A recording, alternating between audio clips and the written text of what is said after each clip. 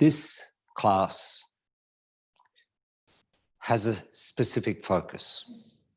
We recognize the significant influence that mind plays upon an experience.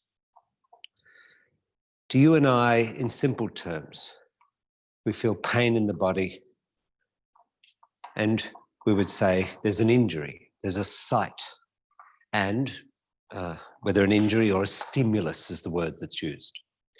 There is a reason for that pain. But modern pain theory tells us that there's more going on than simply a site, a message, and a reception of that message. That in fact, what you experience has more to do with your mind than it does with what is going on at the site. And we do that through electrodes and all sorts of testing. There's whole television programs devoted to this sort of stuff. But for us, I always watch these things on television and I think they're finally coming to this observation. In yoga, it was always recognized. There's a statement in some of the commentaries. Chitta is the first evolute.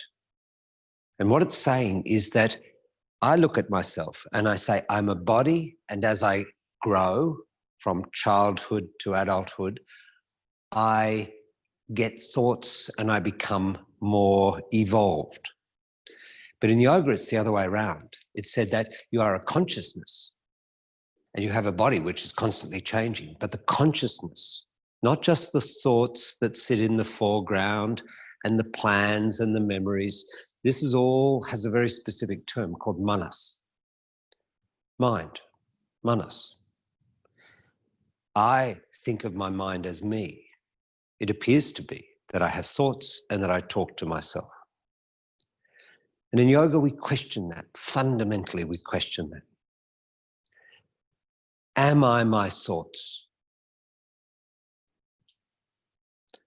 And if I examine that closely, I recognize that, well, I would say on the one hand, yes, and then there's this other side which I recognize that I have thoughts and that some of them I just discard. If I'm talking to me and I dismiss me, my thoughts, then there's a sort of contradiction in that. Am I my thoughts?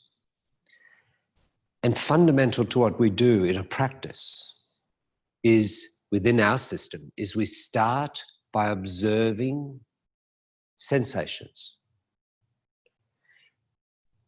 A sensation is pleasant or unpleasant. The pleasant ones I like, I tend to want more of. The unpleasant ones I dislike, I want less of. So I spend my life going through seeking comfort, avoiding discomfort. But very quickly, that world gets slightly out of hand.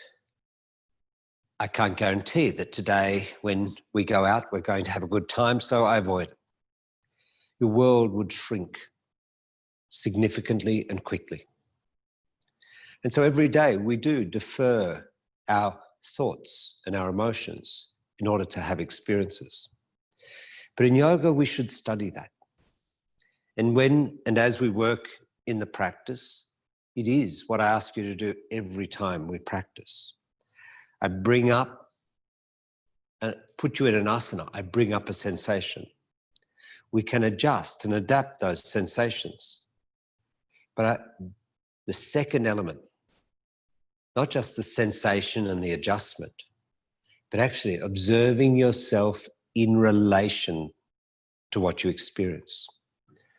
And the phrase that you've heard me say before, the phrase is study yourself in relation to an object.